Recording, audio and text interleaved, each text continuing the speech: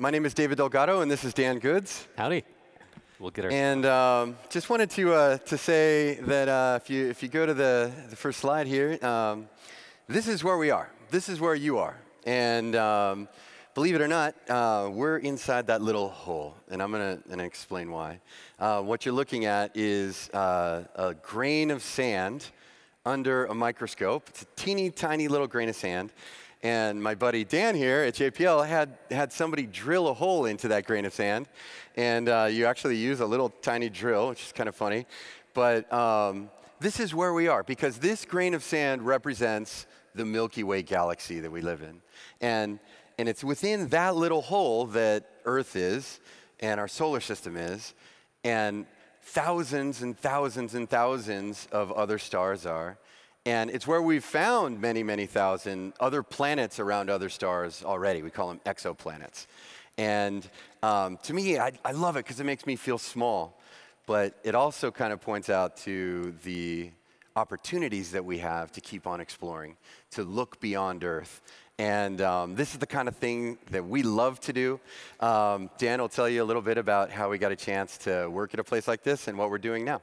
Yeah, so this is the Jet Propulsion Lab. It's right north of the Rose Bowl, and there's about 6,000 people that work there, and they do anything from helping us land robots on other planets.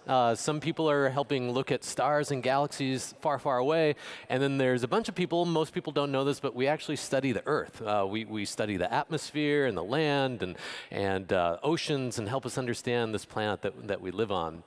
But the process of getting there is actually kind of funny because it really didn't start there. It actually started at art school. So we both went to this place called Art Center College of Design. It's literally blocks away from JPL. And I remember doing graphic design and trying to do branding for this little grocery store. And it's called Galco's. It's in Eagle Rock. It's this amazing little place. And I was trying to do what a good graphic designer is supposed to do. And they're supposed to do logos, right? And I'm awful at logos. And so I was really struggling, and fortunately, I had this amazing mentor, and he's the kind of person that I hope that you've gotten to meet in your life, because he was the kind of person that would like reach inside your soul and just like rip it out, and then hold it there, and you could see, oh, that's actually who I am. Thank you for showing me that. And so he told me, he said, Dan, you know, you're just too practical, and you need to just go play. And you're so practical that you'll take the impractical things that you do when you play and you'll make them practical. And it took me a little while to kind of figure out what he was talking about, but I decided, okay, he's telling me to go play. So I started playing. So this place, what's special about this place and unique is that it sells 500 kinds of soda, but all in glass bottles. And the glass bottle is important because they use sugar cane versus corn syrup, and a glass it just tastes better out of a glass than out of an aluminum can. And so I started playing with what the essence of this place was all about, and I thought, oh, maybe I could make, you know, sculptures, I could light them up in different ways. You could put them on top of the building. But I love the way in which a bottle will make noise when you blow on it, right? And I thought maybe I could put them on my car and drive around, but that didn't work. And then I got my friend, and he would sort of push them up and down, and that didn't work either, but I'm tenacious, and I want to figure things out. And so eventually figured out that if you put them at the right angle and the right distance, they make this beautiful noise, and it goes woo, woo, woo, woo, woo, woo, just about like 25 miles an hour. And so thought, well, what if we did a taco truck stand? So as this thing drove around, it'd be much like an ice cream truck, you know? And then my friend, she has perfect pitch, and she'd go around to all these different bottles, and she gave me the exact note of each one. And so I thought, oh, how about we make like a pipe organ out of these things? And I don't know anything about music, and I don't know how to make a pipe organ, but I found that if I ask enough questions and I find the unique, you know, unusual folks, they can usually help us figure out how to get something done. And so that really is the way that I got to JPL. I ended up getting to meet the director of the Jet Propulsion Lab and had 2 seconds to sell myself. And I said, wouldn't it be cool to have artists involved in brainstorming future missions? And he said, he's a very excitable fellow, and he's like, that's a great idea. And then he literally just like turned around and walked away because he had to get to a meeting and he was busy and that sort of thing.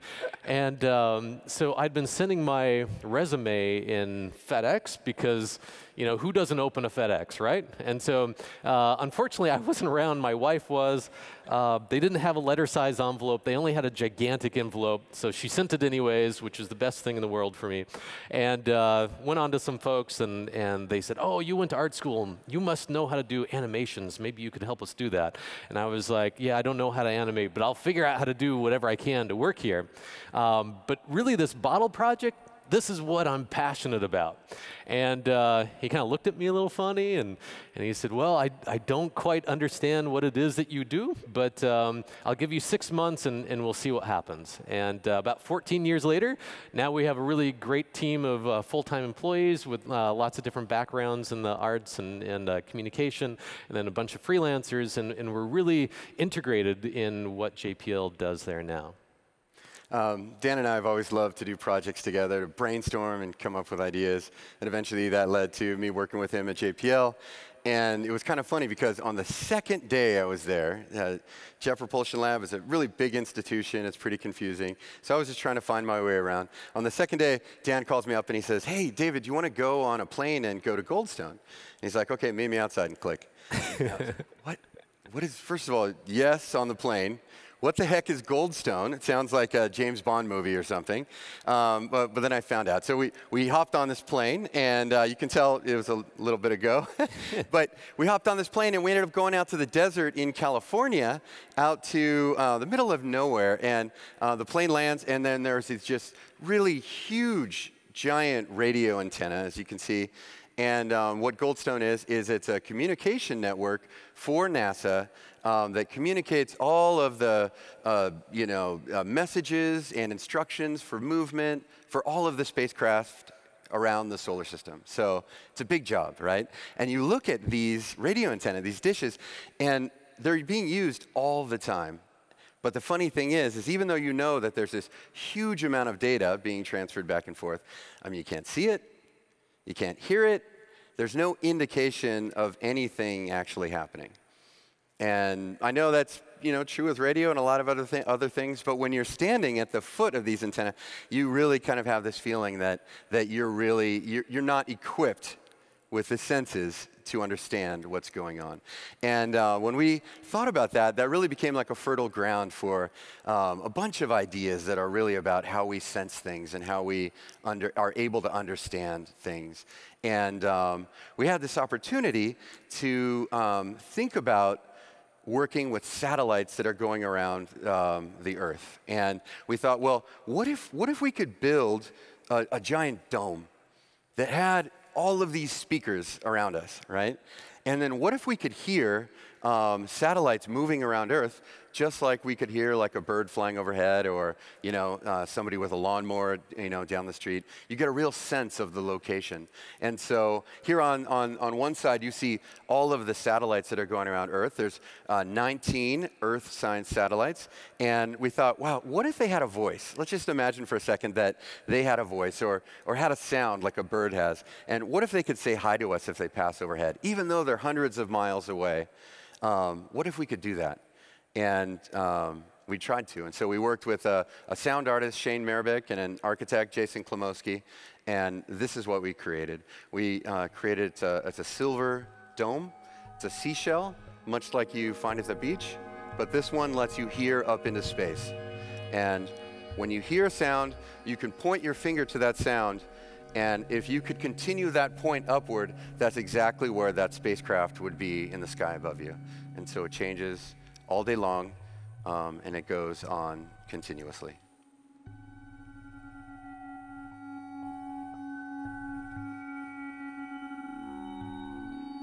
It's really cool, so cool.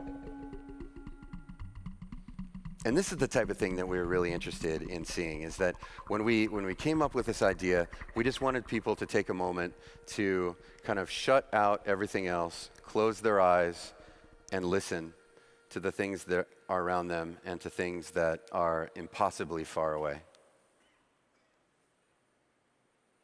So that's at the Huntington Gardens, which is sort of in the Pasadena area. It'll be there for another year. And actually, we're looking for a permanent location after September. So anyone knows a good spot for something like this, we're looking for a spot for it to go. One of the great things about being at JPL is that you get to have all sorts of interesting conversations and meet people doing amazing things. And there's a spacecraft that's at Jupiter right now. It's called Juno. And but we got to actually help them sort of pitch the mission at the very beginning. And then when it launched, we had various ideas. And what was interesting about this was that we don't have a big enough rocket that can just go straight to Jupiter. We actually have to use another planet to slingshot us out to another planet, which is kind of crazy. And so there was this moment where the spacecraft was going to go out towards Mars, and then we brought it back towards Earth, and you get really, really close to the Earth, and then it slingshots us out to Jupiter. And so we thought, oh man, there's this moment where the spacecraft is going to be like, it went away and it comes back, and could we communicate to it somehow? Could we get other people involved? And so we were thinking about social media, but we kind of went old school with social media, like ham radio old school communication. So if you remember Morse code, you have a weird uncle that was always in the closet someplace, you know, playing with dials. This is for them, and we'll play this little video. This is my transmitter. Maybe it's something you can use, I don't know.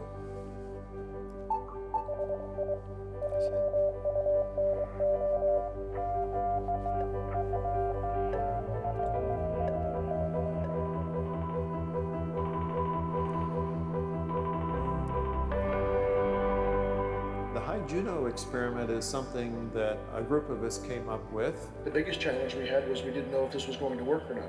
If it works, you know, I'm part of history. This is W6JPL, Jet Propulsion Laboratory in Pasadena, California. Hello, CQ, CQ, CQ.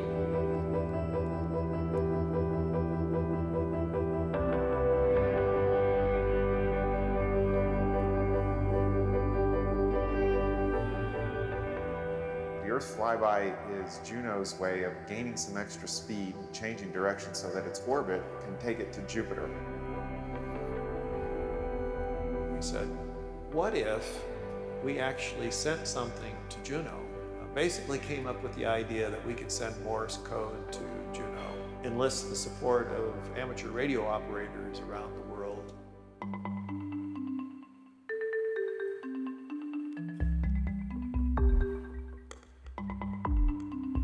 So the intent is to join amateur radio community together in a coordinated transmission from Earth to the Juno spacecraft as it flies by. The website would tell them, okay, key down now, and key up, transmit for 30 seconds. And that's how we would send a DIT. Everybody knows Morse code is dit, dit, dit, dit, da, da. Well, it turns out to say hi to Juno, it takes 4 DITs, and space, and then 2 DITs for the I. I thought, wow, that's a neat thing to do, and they're going to need a lot of people to pull this thing off. I said, I'm good to go.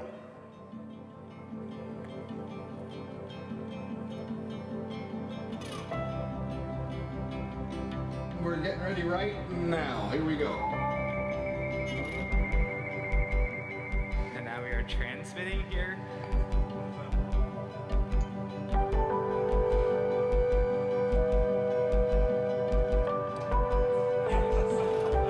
They could hear ham radio operators all over the world doing this, which was really remarkable. Everybody's doing this at the same time. Thousands and thousands of hams. With any luck, the Juno spacecraft will be able to listen and hear all these amateur radio transmissions. And so what we're doing now is we're looking at the data that's come down to see if we can put together that signal that says, hi. Will it work? Who knows?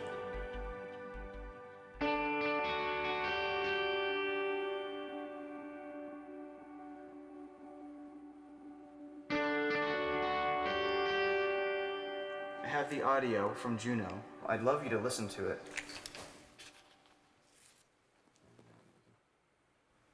Come on. This is it.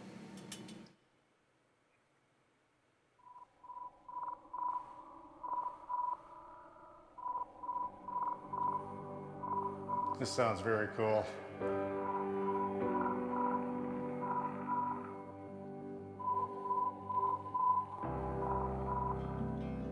Actually worked and it heard us.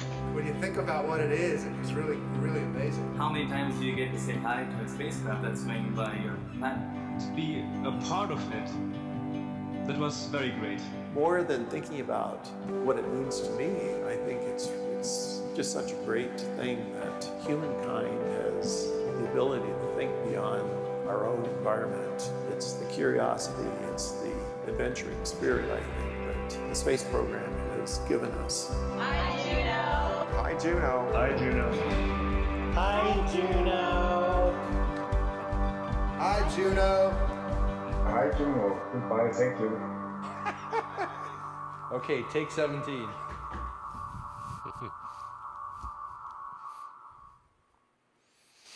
So, yeah, thank you.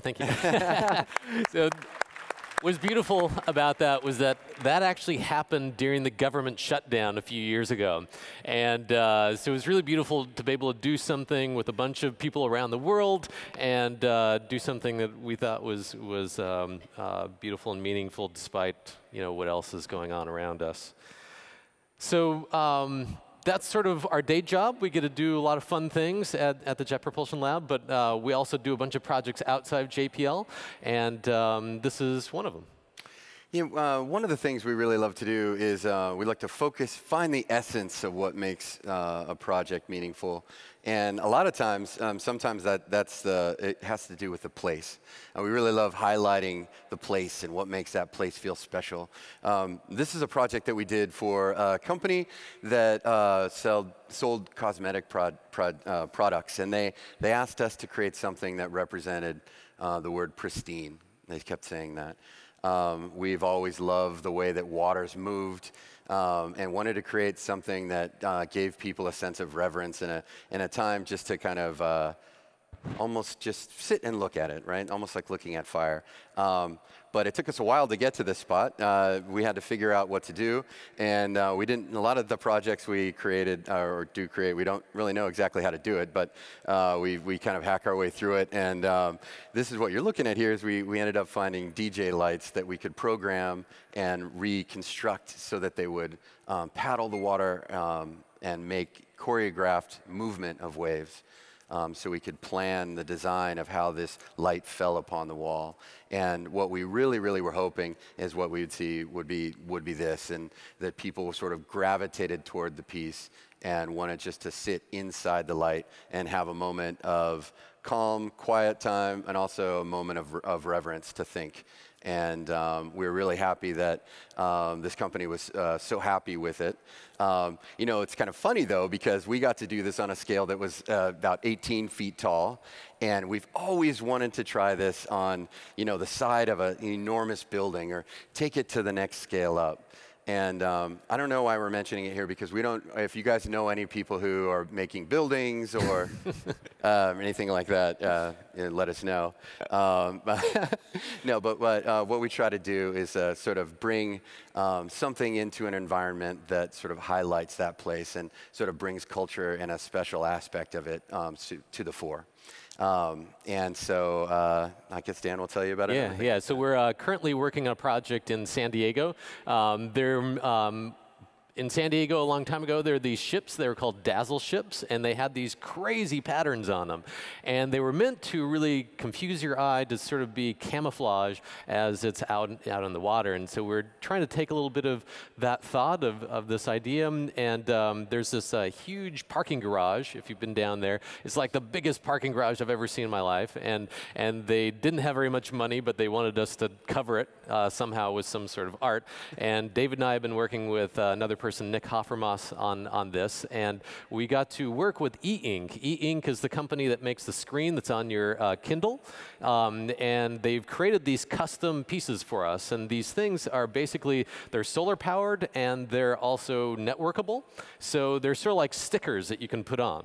And so they made a couple thousand of them, and this is something just, we just filmed this just a couple weeks ago. We're sort of testing the idea, but the idea here is like these patterns, they really feel like the wind, they feel like sparkling on the water, and so we'll be testing various kinds of patterns to be shown across this so that there's a choreography to the feeling of the building all day long. So we work at interesting place, We have interesting people write us up. And I get a lot of like, are there aliens out there sort of emails, and I don't know what kind of emails you guys get, but I did get a really strange one a couple of years ago. And there's this guy, a friend of mine, or acquaintance, his name is Ivan Amato, and he said, Dan, there needs to be a museum of awe, and you should run it. And I was like, oh, great, man, okay, I gotta like get my next thing done, and I got to do my email, and I'm busy, but he was like really adamant about it, and finally it like clicked in my head. I was like, Museum of Awe, that sounds super cool. Like, who wouldn't want to be the founder of the Museum of Awe? And so, of course, first thing I did is I called David up, and I'm like, David, let's talk about this thing. And I to be honest, I heard it, and I'm like, what is the Museum of Awe, you know? First of all, how are we going to ever achieve that bar? It's Museum of Awe. And then I was thinking, well, what is awe, and how do you make it, and what is a museum? And so we got to talking, and we were trying to find a truth in this notion of a museum of awe. And it kind of came to us over dinner one night when we were working on a project in San Francisco that maybe, what if the Museum of Awe is a real place? It's not some fantasy notion of this museum where you can only experience awe there. What if we're born into the Museum of Awe? What if the Museum of Awe is the world, and we're in it all the time? And that struck us as something that was special, because it's true. It really is true. Like, we are living inside this Museum of Awe, but we are busy. We have families, we have our job, we have responsibilities, and it's very, very, very easy to sort of lose sight of the special things that are all around us all the time. Yeah, so we kind of take it upon ourselves to help people see the world that's all around them as if they're like a 3-year-old, because if anyone has a 3-year-old, they know that like everything is a museum of awe to them. And so the idea is that we'd build these sort of pop-up experiences, that they would be there for like a year. Maybe they're in a unused building someplace. Maybe they're in a salt mine, or some sort of unusual sort of place. And the idea is that it's sort of like an art museum, but it's not pretentious. It's sort of like a science museum, but instead of facts and figures, it's really about stoking curiosity. And it's sort of like a theater, but instead of being in seats watching people act, that you're actually on the stage, and the actors and musicians you're in the middle of the stage yourself. And so we've been working on this idea, and each pop-up experience would sort of have a theme. And so one theme could be like the awe and majesty of the universe, and other ones could be a little bit more interesting, maybe the awe and wonder of the weird little objects that are in your kitchen cupboard, right? And some of them would also deal with the human condition, because despite what the news has to say today, humans have an amazing capacity to love one another. And whenever I've seen a human being sacrifice for another human being, I can't help but be in awe of that. And so the goal of this museum is that when you leave, that you are reminded of what a gift and what a privilege it is to be alive. And we've been really fortunate. Claire and others at the Rakovich Corporation have allowed us to use space within their buildings to sort of build these ideas out. And just to end with, we're gonna show you something that just kind of gives you a little bit of taste of what this is all about. This is going to be sort of like the cooking show, right? And so I have this amazing high-tech thing called a fish tank. This is like at Petco, it's like $10 or something like that. And what we do here, you always got to have some dry ice somewhere. I'll pull this thing out. So dry ice is really cold. Don't use dry ice with your bare hands. Don't put your tongue on it. So it's really cold. And what you'd do is you'd stick this underneath of here. And what I have down here is just a piece of aluminum. So it's just a piece of aluminum. And so aluminum will get super, super cold. And then up here, you'll use isopropyl alcohol. And this thing is called a cloud chamber. You can look it up They're easy to make. You can make them at home. But you use this isopropyl alcohol, and you let it sit, and eventually you turn on a little light, and can we look up at the, yeah. So this is what you would end up seeing after about 15 or so minutes. And there's a little tiny cloud down here.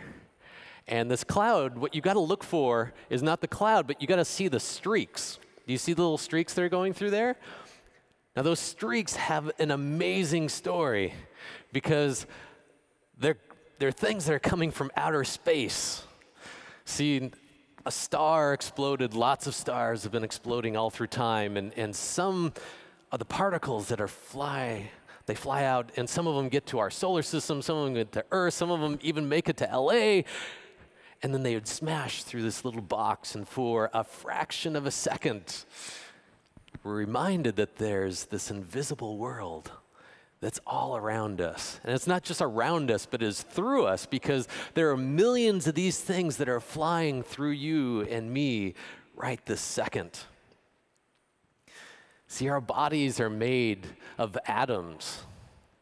Atoms that used to be in a star that exploded, and another star exploded, another star exploded, and all these atoms kind of moved around as dust. And eventually some of it got big and it got hot, and that became our sun. And then other atoms came together and they became our planets and asteroids and comets. Then some of the atoms became trees, some of them became animals.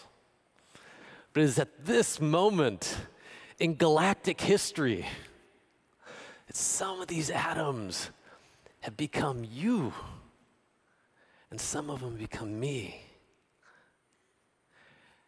And this is what drives the little voice that's inside of our heads when we wake up in the morning and asks, what in the world are you going to do with this brief moment in time? Thank you, guys. Thank you.